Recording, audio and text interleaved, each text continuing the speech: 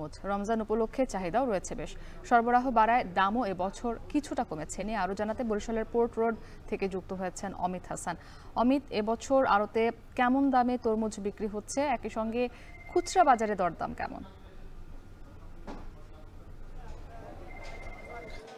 মুক্তি, একটু জানিয়ে রাখি যে রমজান উপলক্ষে তরমুজের চাহিদা বেশ ভালো রয়েছে এবং বরিশালের বিভিন্ন জায়গায় আমরা দেখেছি যে ফুটপাত সহ বিভিন্ন দোকানেও কিন্তু তরমুজ বেচাকেনা হচ্ছে বেশ ভালো। এবং বরিশালের যেই আড়তগুলো রয়েছে, আমি এই মুহূর্তে রয়েছি বরিশাল পোর্ট রোড এলাকা এবং সেটি কীর্তনখোলা নদীর তীর ঘেঁষে কিন্তু গড়ে ওঠা একটি বাজার।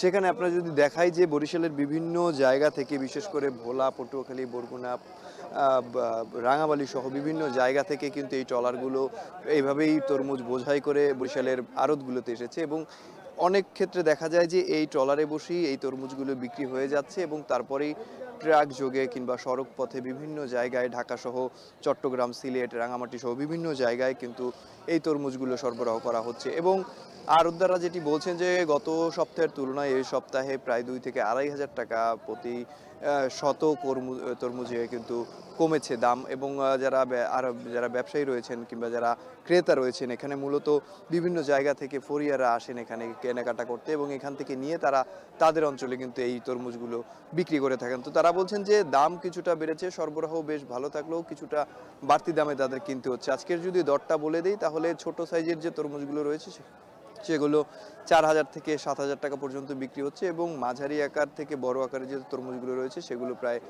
7,000 টাকা থেকে 25,000-26,000 টাকা পর্যন্ত প্রতি শত বিক্রি হচ্ছে। এবং আরেকটু জানিয়ে রাখি যে বরিশালের এই পোর্ট রোড বাজারটি তরমুজের জন্য বেশ জমজমাট থাকে এই সময়টাতে বিশেষ করে। এবং এবছর আগাম জাতের যে তরমুজ রয়েছে সেগুলো কিন্তু আসতে শুরু করেছে রমজানের আগে থেকেই এবং তারা ব্যবসায়ীরা বলছেন যে কোরবানির ঈদ পর্যন্ত কিন্তু এই তরমুজ এখানে আসতে থাকবে এবং বেচা কেনাও থাকবে।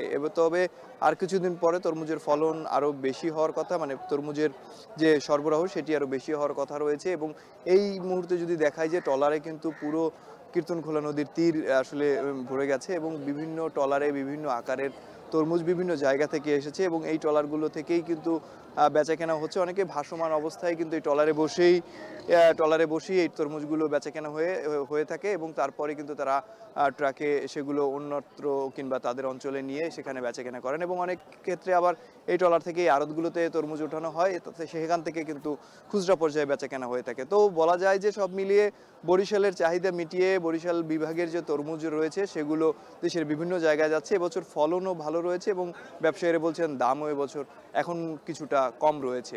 বরিশাল থেকে এই ছিল আমার কাছে তরমুজের সর্বশেষ মুক্তি। অমিত হাসান যুক্ত ছিলেন বরিশাল থেকে।